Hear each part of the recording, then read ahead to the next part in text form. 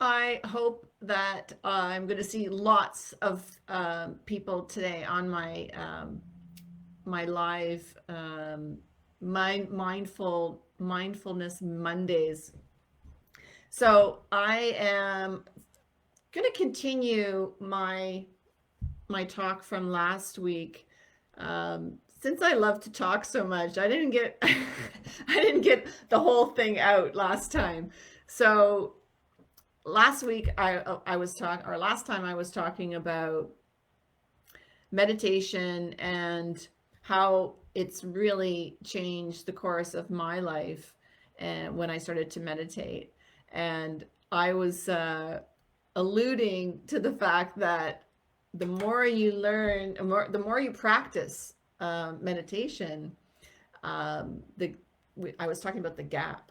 So I don't know if any of you remember that conversation. You should, or that talk I gave last time. But what happens in meditation is pretty special. So when you start, you have all these thoughts racing through your mind, and of course that's um, people think, well, that's not very relaxing. I have all these thoughts. Why I'm not a very good meditator. But that's what it is for everybody. I mean, we all have, like, I don't know, it's like 60,000 thoughts a day or something crazy like that. And that's okay. So the concept of the meditation is that the more you practice, the more you get gaps in between the thoughts. And it's really about allowing the thoughts to happen. So allowing the thoughts and acknowledging that it's okay. I have a thought comes into my mind, and I acknowledge it, and I let it go. And then I also try to focus in on my happy place.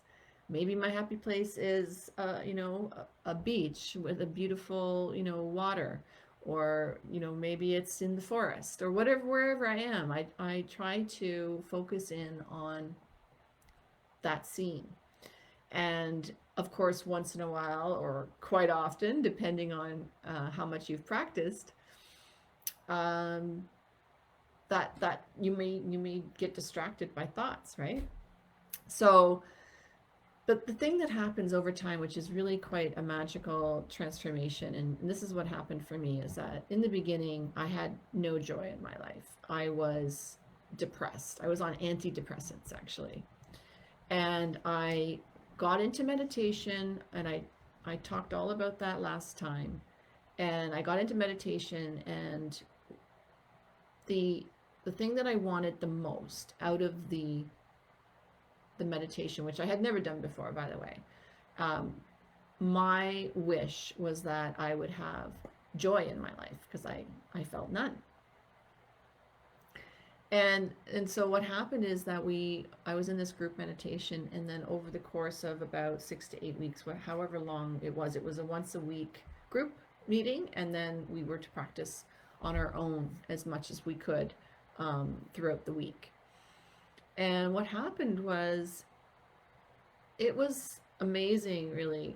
It was actually, I think it was quite magical. At first it was hard. It felt uncomfortable. It felt difficult because so many thoughts were coming in. But eventually, what happened for me was really quite amazing. I would there would be these amazing gaps that would start to happen between those thoughts, and and the gaps would get bigger over time, like over the time of practicing.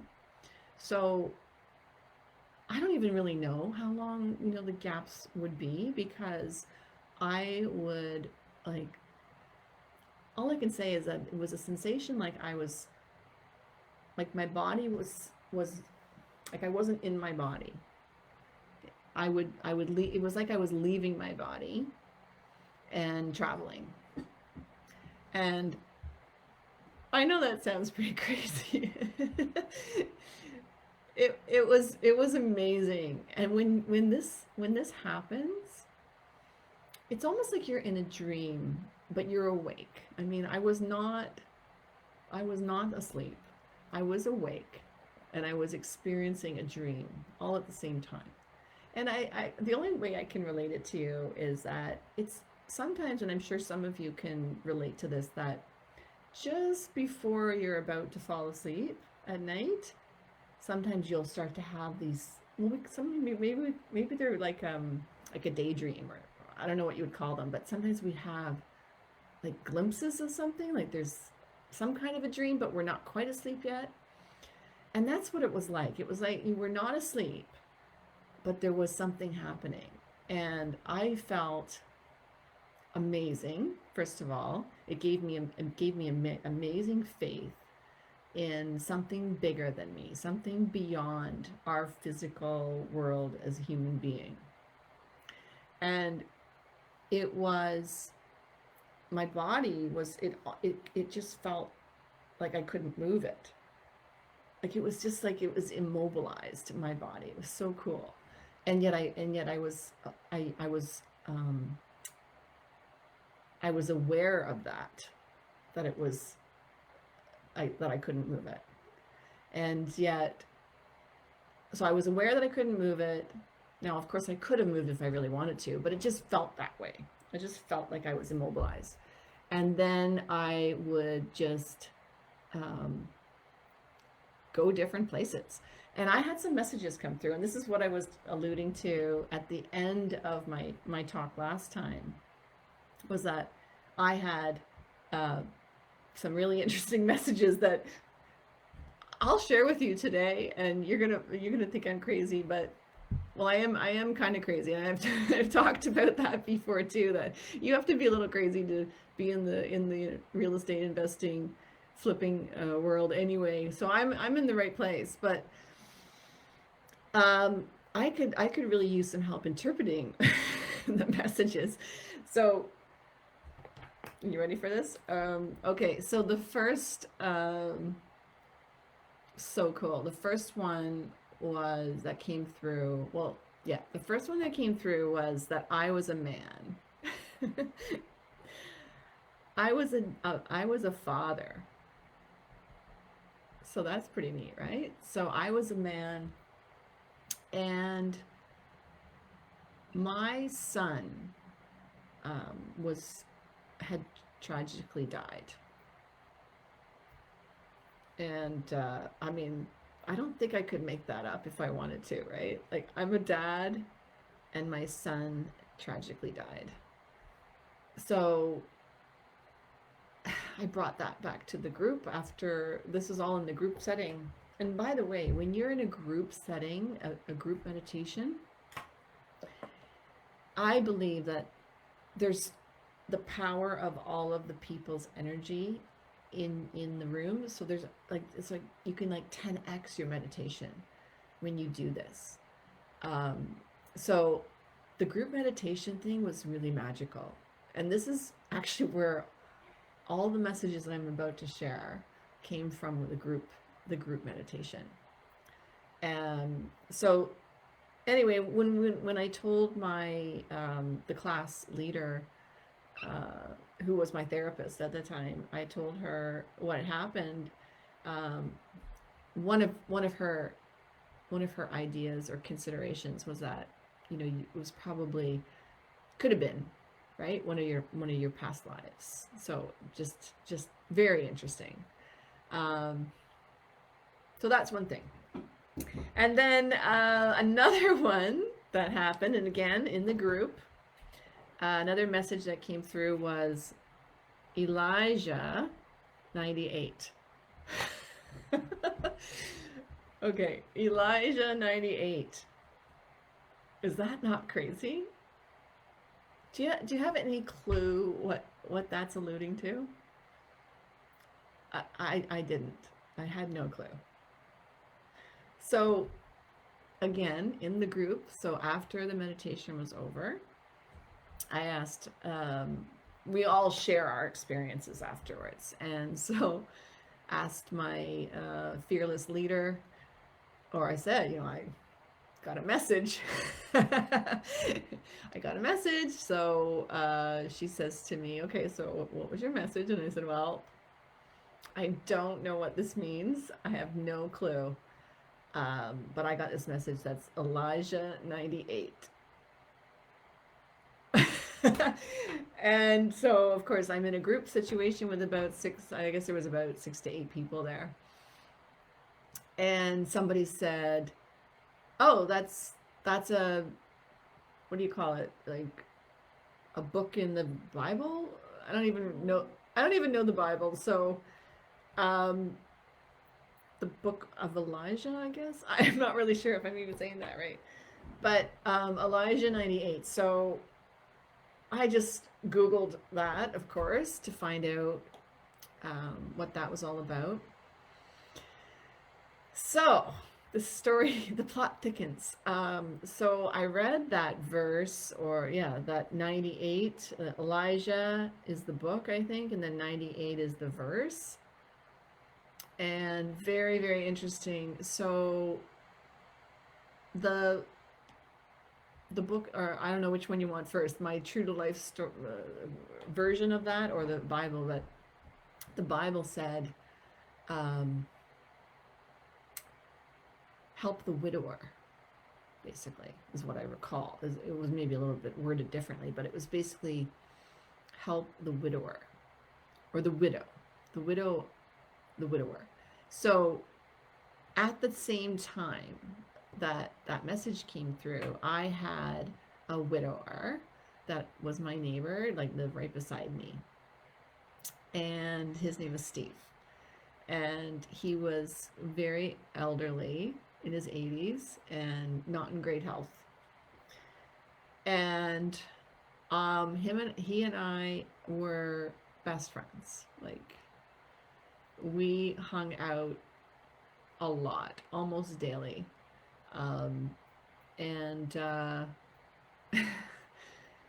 and I just thought, wow, that is so amazing. That I guess I'm going the right way, because the message was, help him. At least that's what I interpreted it as, is to help him. And so that's just what I was doing, I thought, anyway. But of course the message was strong. So I did that for, I mean, he died now. He died 2 years ago now. But yeah, so that was a really interesting correlation. Okay, then it gets even more interesting than that. So then I go on a meditation retreat to Italy, to Assisi. So Assisi is a city in Italy, in Umbria region, which is beautiful, beautiful countryside. But Assisi is where St. Francis, the Catholic saint, lived and died, and then was sainted, I guess, or whatever they call it. But we were in a city that was where people would pilgrimage to. Many people would go there because of the St. Francis tomb. St. Francis's tomb was there in the bottom of the basilica. That's church. Over here it's church, over there it's basilica. And so we went there to have a mindfulness retreat with meditation and experience that. Now, the energy of this location, there's so much attention, people's attention. There's so much attention on this space because of its religious pilgrimage, because people, were going there. They wanted to be there. They wanted to pray there. There was so much energy. I believe that's why I had what I would call my spiritual awakening in Italy. But several times in this retreat, and we would go visit different basilicas. Every day there was a different basilica. we would go into different palaces, different like just amazing, amazing places there. It's all from the 10th century. This city, it it's it was really really quite something. And there was probably about 10, 12 of us in our group, and we would go into the basilica, and this is the where St. Francis was buried. And we were about to go into the tomb, and we were going to do a meditation there. So pretty cool stuff, actually. The interesting thing is that I'm not a religious person, right? Like going into a church or this basilica had, like, it didn't really mean a lot to me in that way. I mean, it was an interesting building. But the amazing thing is that I was completely overwhelmed by the energy of that place, and the importance that location, that place had for so many people. I felt it right here. So it was amazing that trip. But then that evening we had a meditation back at our villa. So we were staying in a villa. So we were all sitting around doing a meditation, and so here I go off into my meditation, and what comes through is St. Francis. St. Francis came through in my meditation, and he revealed to me. I know I'm some kind of spook. I get it, but I'm just telling you what happened. St. Francis came through and showed me a herd of horses. And I don't know what that meant either, but I had horses growing up. I rode horses competitively for 10 years. So I took it, I mean, I interpret it as, don't forget about your roots. And so I would say about, I guess it's now a couple of years ago, I decided to get back into riding. And after 32 years, 32 years of not riding, decided to get back into riding. And wow, you really have to be in shape to ride. Like, I didn't realize that either. But when you grow up and you're doing a sport, it just seems really natural. But it was really hard to go back into the saddle after 32 years. Anyway, so those are the messages that, I mean, and those are the most significant messages. But what I have to say is that every time I meditate, not every time, but almost every time that I meditate, I am seeing things. I am traveling. I am I'm exposed to new things. So it's changed my life, basically. It's given me a spirituality that I didn't have before. It's given me faith that I didn't have before. And I want that for you as well. And when you have that kind of faith, it's just like insurance, right? That there's something bigger than you. So have faith, go for your dreams, and believe, that it is possible, because I truly believe that you can manifest whatever it is that you are interested in achieving. And that's what my story is about all the messages. So I hope this was inspiring to you to get into some meditation and live your best life, build your net worth, and have a flipping great life. Take care, everyone, and have a great day. See you next time, or hear me next time.